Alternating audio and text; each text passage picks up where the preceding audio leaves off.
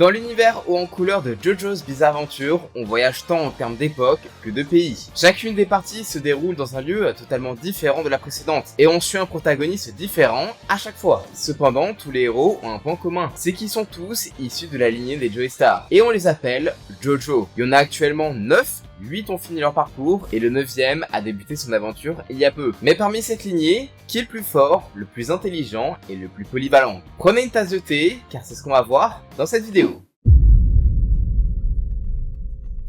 Bon, ça va peut-être vous étonner, mais j'ai besoin de faire une petite sous-partie afin d'éviter que vous compreniez pas certains trucs. Déjà, comment on choisit les JoJo? Pour la plupart, on les revoit pas, mais quid de Jotaro et Joseph qui ont des rôles assez actifs dans les autres parties? Genre, je dois mettre 2 fois Joseph et 3 fois Jotaro? Ouais, c'est un peu chiant en vrai, donc je vais faire au plus simple et prendre les JoJo au moment où ils sont les protagonistes de leur partie. Et puis, pour le contexte, je vais pas me dire qu'ils sont dans un combat 1v1 Gare du Nord, destination finale sans objet. Je vais plutôt prendre en compte qu'ils sont dans une ville avec des obstacles, ils peuvent se cacher et faire plein de trucs en fait. Dans JoJo, les combats en arène, il y en a pas beaucoup. C'est beaucoup plus vicieux et la plupart des JoJo ne foncent pas tête baissée. Ils cherchent très souvent à comprendre comment fonctionne un pouvoir afin d'éviter des pièges, jusqu'à ce qu'ils finissent leur adversaire. Évidemment, ils n'ont pas de connaissances spécifiques sur les facultés de leurs adversaires. Je pense que les mettre dans cette situation serait plus logique avec l'esprit de la licence. D'ailleurs, tous les JoJo ont également leurs armes, leurs animaux ou leurs objets particuliers.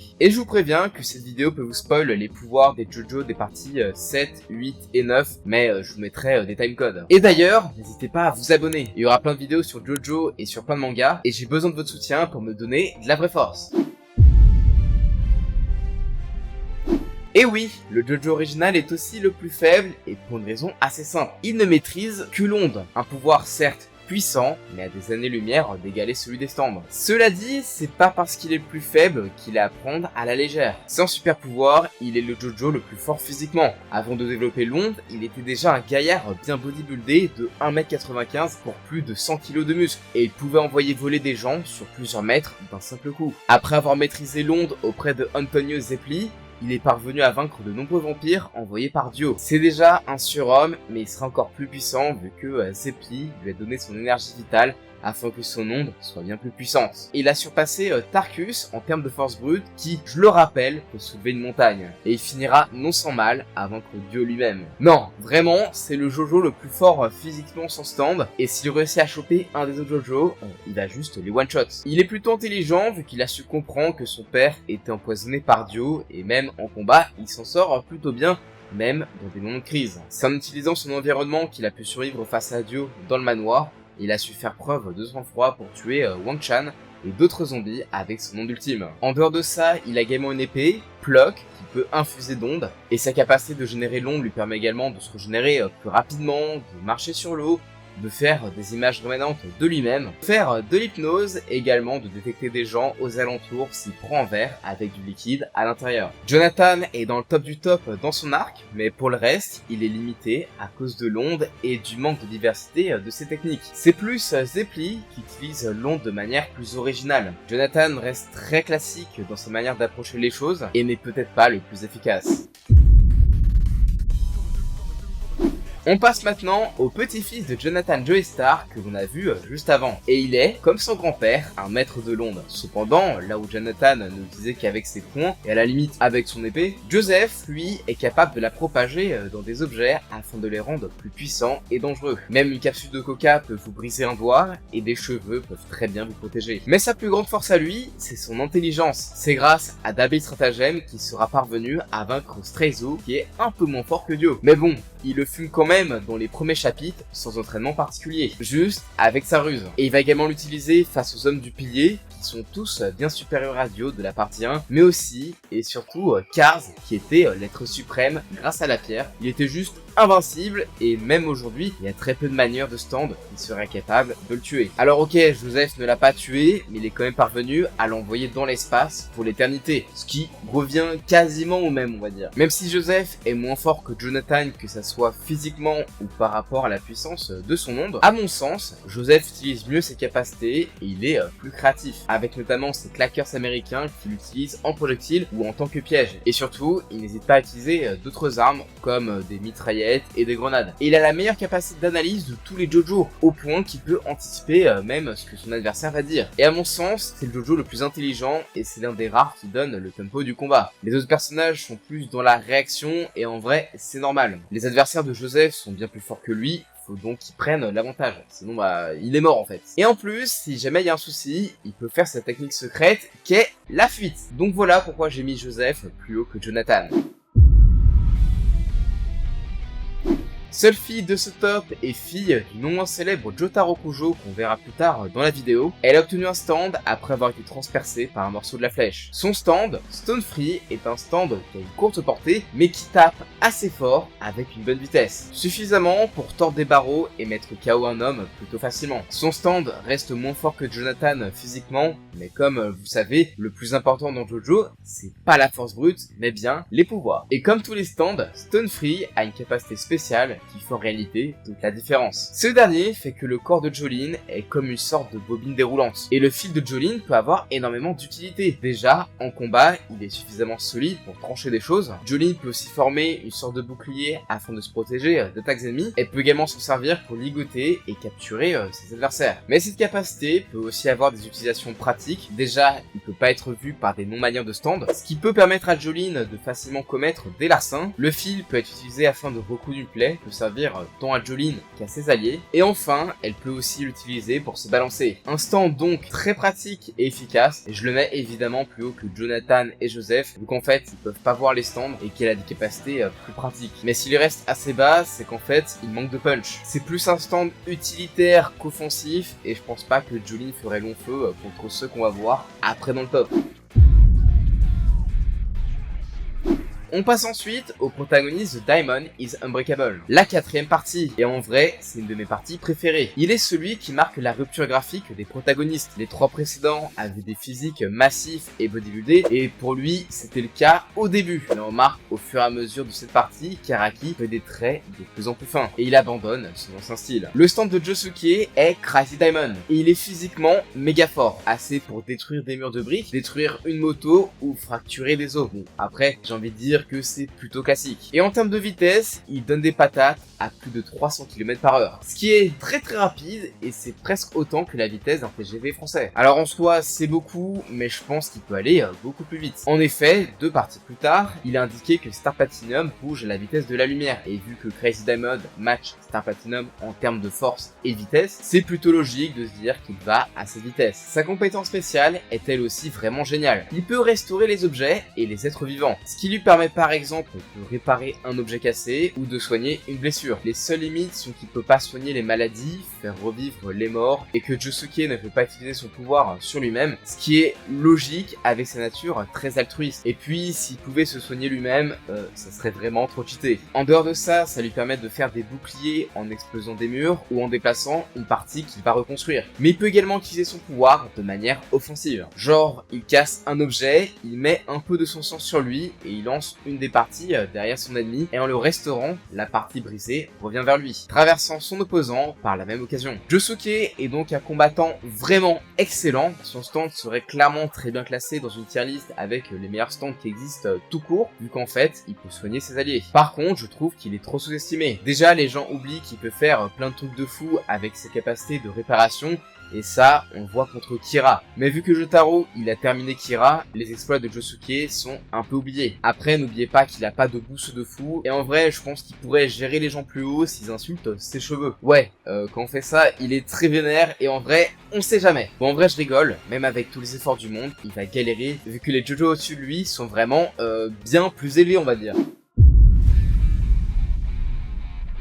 Au pied du podium, nous avons le JoJo le plus iconique, Jotaro de Stardust Crusader, et c'est à partir de là que Hirohiko Araki a abandonné Londres au profit des stands. Et celui de Jotaro n'est pas n'importe lequel. Star Platinum est vraiment un monstre de puissance. Il peut fracasser du diamant et bouge à la vitesse de la lumière. Il a vraiment des sens très aiguisés et une précision de dingue, puisqu'il peut attraper une balle à bout portant et voir des choses normalement imperceptibles pour l'œil humain. Ouais, il a 30 sur 10 à chaque œil. Et il peut allonger un de ses doigts pour avoir avoir un peu plus de portée. Vu que oui, la faiblesse de Star Platinum, c'est sa portée. Il va pas très loin et beaucoup d'ennemis se cachent ou l'attaquent à distance. Mais c'est déjà arrivé qu'il pallie à ce problème en envoyant une pierre à toute vitesse ou en tirant avec des balles. Et là où la plupart des héros de shonen doivent faire preuve de ruse pour vaincre leur adversaire, là, c'est l'inverse. À part Dio, tous les ennemis de Jotaro ont des stands physiquement bien plus faibles que le sien. Et s'ils arrivent à le mettre en difficulté, c'est uniquement à cause de ruses et de capacités très particulières de leur stand. Dès qu'ils croient Jotaro, c'est fini. Mais contrairement aux apparences, Jotaro est loin de n'être qu'une bruit sans cervelle. Il parviendra toujours à utiliser son intelligence pour comprendre la capacité de ses opposants afin d'en venir à bout. Tout ça le rend déjà très fort, mais gagnera un power-up de ce combat contre Dio. Comme ce dernier, il a appris à arrêter le temps, et ça s'étend à 4 secondes à peu près. C'est moins que Dio, mais c'est suffisant pour venir à bout du vampire. Il était tellement fort que sa capacité d'arrêter le temps a été réduite à une demi-seconde, voire même 2 secondes dans les autres parties. Ouais, le personnage a été nerfé, sinon il aurait fumé les autres méchants. Mais dans la partie 6, il est dit qu'il était à son apogée dans Stardust Crusaders et il pouvait arrêter le temps jusqu'à 5 secondes. Il est très fort, mais il y a des stands bien plus craqués qui peuvent littéralement briser la logique. La médaille de bronze revient à l'un des personnages les plus récents, Josuke Higashikata de Jojo Lion. Originellement, son stand du nom de Soft and Wet appartenait à Josefumi Kujo. Il permet à son utilisateur de créer des bulles qui auront différentes utilités. Josuke peut par exemple s'en servir pour s'en protéger, mais le principal atout de ces bulles est de pouvoir retirer temporairement des choses physiques avec ces dernières. Ça lui permet par exemple de voler la vue d'une personne afin de la rendre aveugle, enlever l'eau de quelqu'un, la friction, du coup tu vas glisser. De plus, Josuke a également récupéré des pouvoirs de Killer Queen, puisqu'il est aussi dans Jojo Lion. Ce qui permet à Josuke de créer des bulles explosives, pouvant faire pas mal de dégâts s'ils explosent suffisamment proches de sa cible. D'ailleurs, on remarque clairement que les bulles de Soft and Wet sont un mélange des deux lorsqu'on les observe attentivement. Mais si c'était que ça, Soft and Wet ne serait pas aussi haut dans ce top, car niveau stats, c'est pas un colosse, ok, il fait mal, mais c'est loin de Star Platinum ou de Crazy Diamond qui peuvent vraiment péter du béton. Non, c'est son évolution. Son stand a commencé à changer lorsqu'il a remarqué qu'en réalité, ces bulles, en fait, c'est pas juste des bulles de savon. C'est en réalité des fils extrêmement fins qui tournent à grande vitesse à l'aide de la rotation. Pour la rotation, on y reviendra plus tard. Ces bulles très spécifiques sont créées à partir de la tache de naissance de Josuke et ça provoque des dégâts monstrueux. Ces bulles, elles peuvent tout transpercer en rasant tout sur leur passage ou traverser la matière toucher une cible spécifique. Comme les fils de la bulle sont très fins, ils sont presque considérés comme étant inexistants, ce qui n'est pas soumis à certaines règles. C'est comme si elles n'existaient pas, mais qu'elles étaient encore actives. Et c'est grâce à ça qu'il a pu vaincre l'un des stands les plus craqués, Wonder of You. Cependant, c'est un défaut. Les bulles sont invisibles, même pour Josuke, et de ce fait, il est pas très précis avec. Et si je l'ai mis juste avant Star Platinum The World, c'est parce que c'est un stand très polyvalent, et dans le contexte de cette vidéo, dans une ville avec des objets où on peut se cacher, il peut être discret en enlevant le bruit, enlever la friction pour faire glisser l'adversaire, et il peut également se servir des bulles de Go Beyond comme des mines. Elles sont pas soumises à la logique du monde de Jojo, donc je pense que les bulles seront actives lors de l'arrêt du temps de Jotaro. Et si Jotaro essaie de s'approcher de Josuke, il risquerait de prendre vraiment très cher. Mais vraiment, ça s'est joué à peu. Johnny a eu un parcours compliqué. Au début de la Stable Run, il est paraplégique. Il n'a pas de pouvoir, et même si c'est un jockey de génie, il galère vraiment à se défendre contre les manières de stand. Mais tout ceci changera lorsqu'il évoluera avec son stand Tusk. Je vais pas revenir sur tous ses pouvoirs, vu que j'en ai déjà parlé dans une vidéo, mais grosso modo, son stand évolue comme celui de Koichi avec des actes. Acte 1, il utilise ses ongles comme un pistolet, et c'est super fort, et il te tranche avec. Acte 2, ses tirs sont plus puissants et à tête chercheuse. Genre, c'est des trous qui se déplace. Et avec l'acte 3, si Johnny se tire dessus, il peut déplacer des parties de son corps dans des trous de verre, ce qui lui permet de se repositionner ou de se déplacer plus facilement. C'est un stand qui est vraiment super cool, mais si on dit souvent que Tusk il est méga chaud, c'est grâce à la partie finale du stand de Johnny, Tusk acte 4. Ce stand est l'incarnation de la rotation infinie du rectangle d'or, lui permettant de pouvoir pénétrer la barrière dimensionnelle de D for Seal of Strain, qui semblait jusque-là invincible. Et si le stand vous touche, vous êtes tout simplement mort. La rotation va vous faire tourner à un niveau cellulaire, allant même jusqu'à vous désintégrer, et vous n'avez presque aucun moyen de survivre. Ça te suit